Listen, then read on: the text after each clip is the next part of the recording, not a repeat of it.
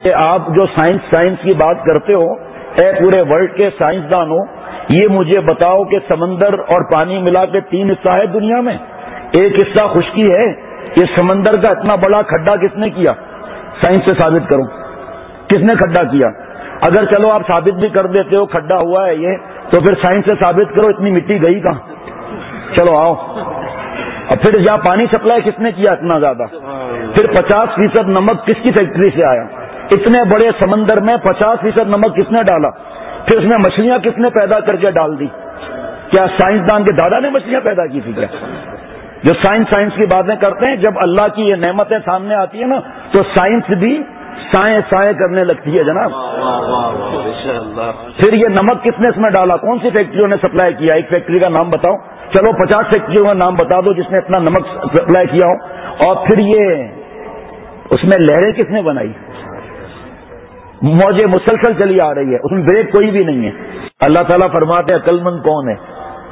خالق عقل یہ اعلان کر رہا ہے عقل مند کون ہے، اور میں کہتا ہوں عقل مند وہ ہے جس کا بینک بیلنس زیادہ ہو، جس کے ولاس زیادہ ہوں، جس کے ڈپارٹمنٹل اسٹور زیادہ ہوں، جو ہمیشہ کے لیے بچا کر رکھے اور اس کی ہر تمنا پوری ہو جائے۔ میری نظر میں وہ عقل مند ہے۔ میری عقل نعوذ باللہ میں تو نہیں کہتا، لیکن جو کہتے ہیں کہ سود بڑھاتا ہے زکوٰۃ گھٹاتا ہے، میں تو الحمدللہ یہ جملہ نہیں کہہ سکتا، اور صدقات گھٹاتے ہیں۔ عقل کہتی ہے کہ سود بڑھاتا ہے، خالق عقل فرما رہے ہیں کہ سود گھٹاتا ہے، اور ہم سے اعلان جنگ ہے۔ اب کہاں عقل کہاں خالق عقل؟ اب تک کے جتنے انسان آئے اور جتنے ہیں اور جتنے آئیں گے، ان سب کی عقلوں کا ٹوٹل جہاں ختم ہوگا وہاں سے وہی شروع ہوگی۔ تو عقل میں کہاں سے آئے گا؟ اے اللہ تو دل میں تو آتا ہے، اے پیارے ربا تو دل میں تو آتا ہے، سمجھ نہیں آتا۔ میں جان گیا تیری پہچان یہی ہے۔ جو سائنس کے ذریعے اسلام کو ثابت کرنے کی کوشش کرتے ہیں، میں ان سے پوچھتا ہوں کہ پہلے انڈا بنا یا پہلے مرغی بنی؟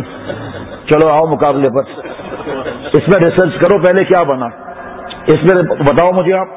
یہ مردہ سے زندہ، زندہ سے مردہ، زندہ مرغی سے انڈا مردہ، اور اس کو پھر اس میں سے زندہ نکل رہا ہے، سائنس سے ثابت کرو۔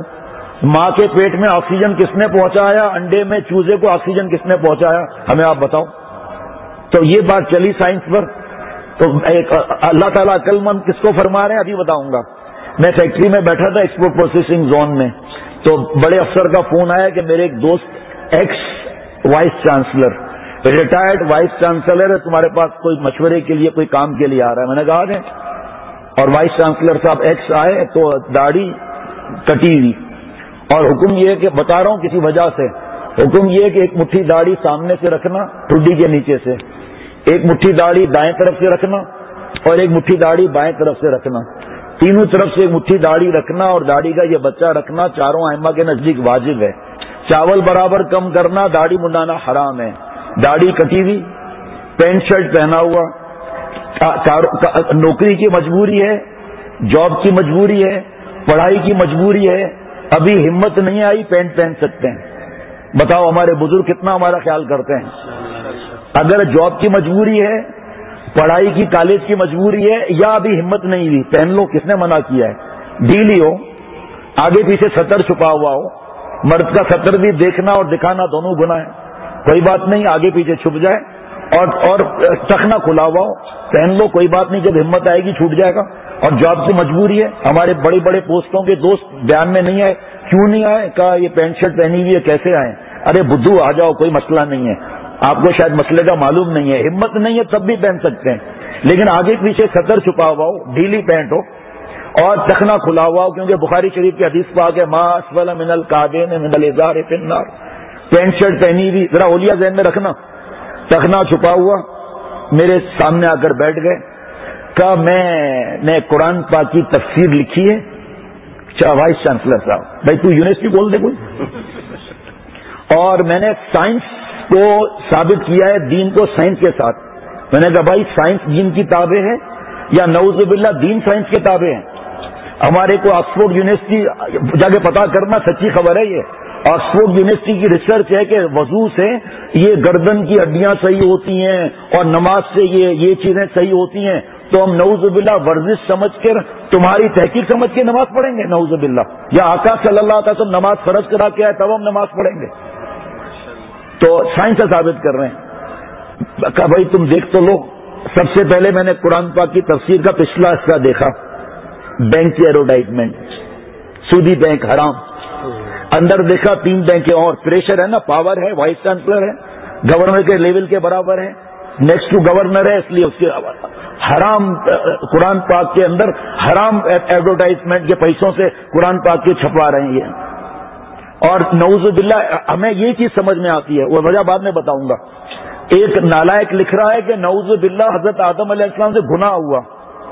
ایک قرآن پاک کی تفسیر لکھنے کے لیے 16 علوم چاہیے اور ایک بہت بڑے کسی اللہ والے کی صحبت چاہیے. اس کے بعد قلم اٹھے گا، ورنہ یہی حرکتیں ہوں گی کہ حضرت یونس علیہ السلام کو نعوذ باللہ ایسا عجیب جملہ دے دیا گیا، اپنا ایمانی چلا گیا. صحابہ رضوان اللہ علیہ مجمعین پہ اعتراض، ایمانی چلا گیا.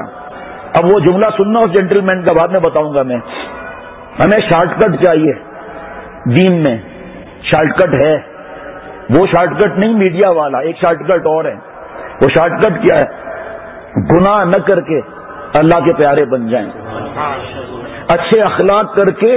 حضور صلی اللہ تعالی علیہ وسلم حدیث پاک میں فرما رہے ہیں میرا سب سے زیادہ پیارا اور قیامت کے دن میرے سب سے زیادہ نزدیک وہ ہوگا جس کے اخلاق اچھے ہوں گے.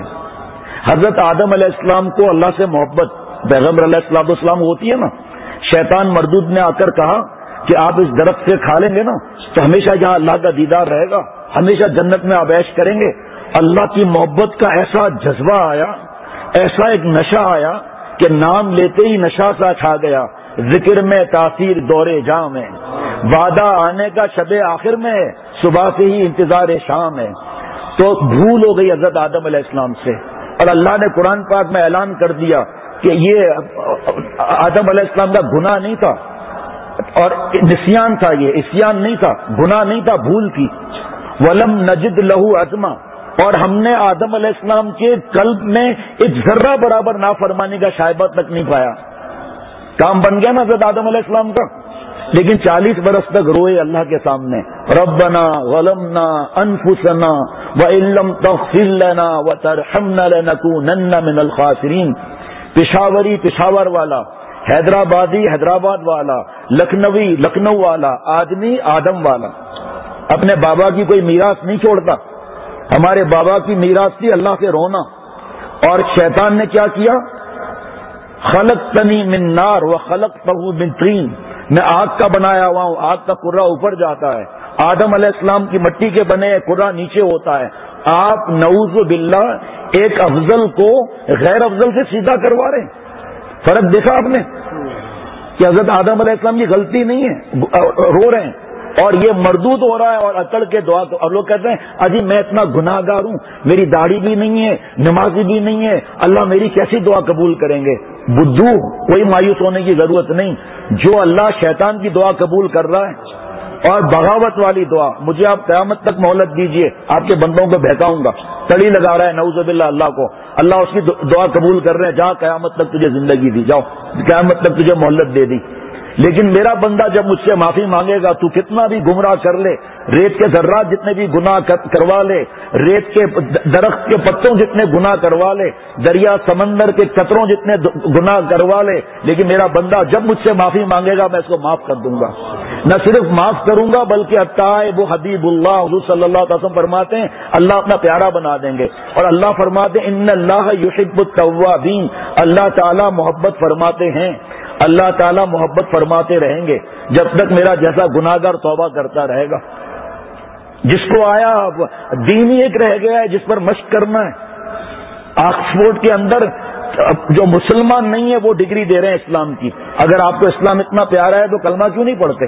ایک آدمی حضرت تھانوی رحمۃ اللہ علیہ کے پاس آیا، حضرت گاندھی بڑا عقل مند ہے، وہ قرآن پاک کی تفسیر پڑھتا ہے، فرمایا طاغوت اکبر ہے، اگر وہ عقل مند ہوتا تو کلمہ پڑھ لیتا.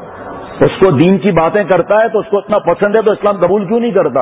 آپ بس میڈیا کے غلام ہیں، ذرا سا کچھ کہہ دیا ہاں کیا تقریر کرتا ہے، داڑھی ہے نہیں، عورتوں سے احتیاط ہے نہیں، شرعی لباس ہے نہیں، پھر تقریر بہت اچھی کرتا ہے. تقریر سے کیا ہوتا ہے اچھا کرنے سے؟ اس کا اپنا عمل ہے. اگر اپنا عمل نہیں ہے تو دوسروں پر کیا اثر ہوگا؟ یہ وہ آدمی نے جو کہا تھا وہ میں بتاؤں گا آپ کو آخر میں، پہلے قرآن پاک کی بات بتاؤں گا. تو میں نے کہا بھائی وائس چانسلر صاحب میں تو ایڈورٹائز نہیں دوں گا اس میں، آپ نے یہ بینکوں کی ایڈورٹائز لی ہوئی ہے، کیا فرق پڑتا ہے؟ میں نے کہا بھائی ساری دنیا کے علماء سے پوچھو، حرام ہے، سود ہے، یہ چھوڑو مولوی کی بات ہے، چھوڑو مولوی کی باتیں، قبر میں پتا چلے گا مولوی کی بات تھی یا اللہ تعالیٰ کی بات تھی. آپ کو بتاؤ میں اگر یہاں آپ کی بات اپنی بات پیش کروں آپ لوگ بیان سنیں گے؟ بیان کے بیچ سے اٹھا دیں گے اور دوسری بار آنے دیں گے؟ اپنے ملک میں بھی آنے دیں گے؟ ہمارے میرے شیخ العرب العجم فضیلت الشیخ شیخ العرب العجم عارف باللہ حضرت مولانا شاہ حکیم محمد اختر صاحب رحمۃ اللہ علیہ فرماتے تھے ہم بیان میں جو بات کرتے ہیں اگر وہاں قرآن پاک حدیث پاک کی دلیل نہ ہو تو ہم ایسے بیان کو بیان ہی نہیں کہتے. عمل دیر سے ہو مسئلہ نہیں ہے، عمل اگر دیر سے ہو مسئلہ نہیں ہے، لیکن پہلے ہم سمجھ تو لیں ہم اللہ کو ناراض کر رہے ہیں، ہم سمجھ تو لیں کس باتوں سے حضور صلی اللہ علیہ وسلم کے پیارے بنیں گے. تو بہت غصہ کر کے 10 باتیں سنا کر پھر چلا گیا، اور میں نے بھی اس کو 2 باتیں سنا دی کہ بھائی آپ کے بس کی یہ بات نہیں، آپ جا کر کوئی اسکول کھولو جس میں بہت کمائی ہوتی ہے، وہ جا کے اسکول کھولو. یہ قرآن پاک کو نعوذ باللہ سائنس سے ثابت کر رہے ہیں. اب سائنس کی بات چل رہی ہے، عقل سے جو ہم سمجھیں گے نا، عقل سے ہم اس پہ عمل کریں گے. اچھا بھائی وضو ہے سب کا نا، باہر نکلے وضو ٹوٹ گیا، ہوا کھل گئی وضو ٹوٹ گیا، اور بھی باتیں ہیں لیکن فی الحال تو یہی ہو سکتا ہے، ہوا کھل گئی وضو ٹوٹ گیا. اب قرآن پاک پڑھنے کا دل کر رہا ہے، کیا کریں بھائی دوبارہ وضو کرو، بھائی عقل سے ثابت کرو، جہاں سے ہوا کھلی وہیں پانی لگا دینا. اور پھر وہاں تو ہم نے پہلے پانی لگایا ہی نہیں تھا تو وضو کیوں ٹوٹ گیا؟ حضرت تھانوی رحمۃ اللہ علیہ گاؤں میں بیان فرما رہے تھے کہ ہم نے سنا ہے کہ اس گاؤں میں لوگ وضو نہیں کرتے، دے دنادن نماز. میرے دوستوں بغیر وضو کے نماز نہیں ہوتی. ایک بوڑھا کھڑا ہو گیا، اور مولوی کیا کہو، ارے بغیر وضو کے نماز میں ہوئے، ارے مولوی میں تو 30 سال سے بغیر وضو کے نماز پڑھ رہا ہوں، میری تو نماز ہو جاوے. لے بھائی تیری نماز ہو جاتی ہے بغیر وضو کے. اب ایسے آدمی کو کیا آدمی سمجھائے گا بھائی؟ دین نام ہے اللہ تعالی کی پوری اطاعت کا، دین نام ہے حضور صلی اللہ تعالی علیہ وسلم کے فرمان عالی شان کو آنکھوں اور سر پر اور دل میں اتارنے کا. یقین کرنا اگر کچھ کمی بیشی ہے نا، مایوس ہونے کی ضرورت نہیں ہے، دروازہ رحمت کا کھلا ہوا ہے قیامت تک اور ہماری موت تک. ہاں وہ در میں خانہ تو کھلتا ہے آج بھی، ہاں وہ در میں خانہ تو کھلتا ہے آج بھی، پیمانہ رحمت تو چھلکتا ہے آج بھی. معافی مانگے سب چھٹی ہو گئی.